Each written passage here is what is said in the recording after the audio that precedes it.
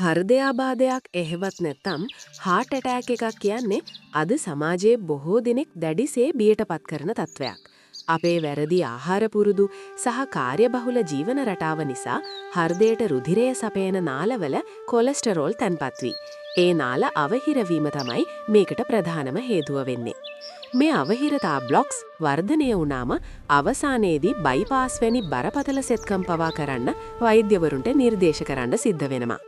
නමුත් ඔබ දන්නවාද අපේ නිවසේ තියෙන ස්වභාවික අමුද්‍රව්‍ය කිහිපයක් එකතු කරලා හදාගන්න පුරුවම් අපූරු පානයකින් මේ තත්වය ගොඩක් දුරට පාලනය කරගන්න පුරුවන් කියලා. වෛද්‍ය ප්‍රතිකාර ගන්නා අතරතුරම මේ ස්වභාවික පානය භාවිතා කරලා බයිපාස් සැත්කම් පවා වළක්වාගෙන හෘදයේ අවහිරතා සාර්ථකව සුව කරගත්තු රෝගීන් ගැන සැබෑ අත්දැකීම් ඕනෑතරම් අපිට අහන්න ලැබිලා තියෙනවා. ඉතින් කොලෙස්ටරෝල් තියෙන අයටත් කදිමෝසුවක් වෙන මේ අරුම පුදුම ස්වභාවික පානය නිවැරදිව ගෙදරදීම හදාගන්නේ කොහොමද කියලා අද අපි බලමු.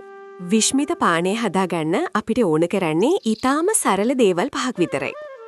ඉඟුරු යුෂ මිලිලීටර් 250ක්. සුදුලූණු යුෂ මිලිලීටර් 250ක්. ලෙමන් යුෂ මිලිලීටර් 250ක්. මතක තියාගන්න මේකට ගන්නේ සාමාන්‍ය පොඩි දෙහි නෙවෙයි. ලෙමන් පෆ් බිස්කට් පැකට් එකේ තියෙනවා වගේ ලොකු කහපාට ලෙමන් ගෙඩි. ඇපල් සයිඩර් විනාකිරි මිලිලීටර් 250ක්. පිරිසිදු මී පැණි මිලිලීටර් 750ක්. දැන් බලමු මේක කොහොමද හරියටම හදාගන්න කියලා. පියවරෙන් පියවර මේ විදිහටම කරන්න. පියවර 1. මුලින්ම සුදුලූණු සහ ඉඟුරු හොඳින් සුද්ධ කරලා හොදගන්න. ඊට පස්සේ වතුර සම්පූර්ණයෙන්ම බේරෙන්න තියලා පොඩි කෑලි වලට කපා ගන්න. විශේෂම දේ තමයි මේ කිසිම දෙයකට වතුර බිඳුවක්වත් එකතු කරන්න එපා. පියවර 2.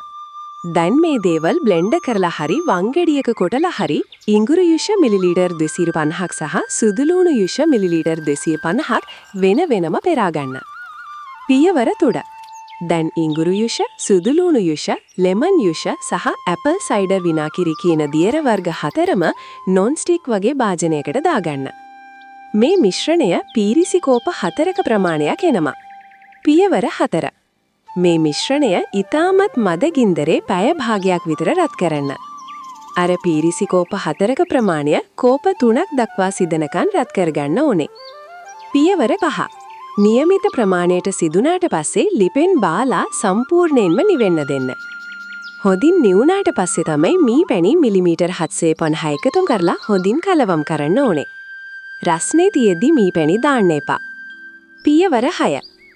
දැන් මේ හදාගත්තු පානය පිරිසිදු වීදුරු බෝතලයකට දාලා ශීතකරණයේ තබා ගන්න පුළුවන්. භාවිතා කරන ආකාරය. හැමදාම උදේට හිස් බඩ බෝතලය හොඳින් සොලවලා මේකින් මේස හැන්දක ප්‍රමාණයක් බොන්න. මේක බීලා විනාඩි 15කට විතර පස්සේ ඔයාට සාමාන්‍ය කෑම බීම ගන්න පුළුවන්.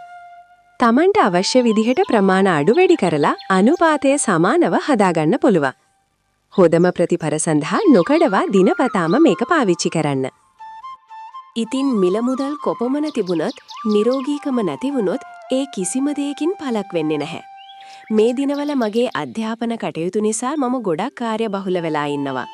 ඒ හේතුවෙන් ඔබ වෙත වීඩියෝ අරගෙන එන්න යම්කිසි ප්‍රමාදයක් සිදු වුණත් මේ වගේ ඊටමත් වැදගත් තොරතුරක් ලැබුණු සැනින් මම උත්සාහ කරන්නේ කොහොම හරි ඒ ඔබ වෙත සමීප කරන්නයි.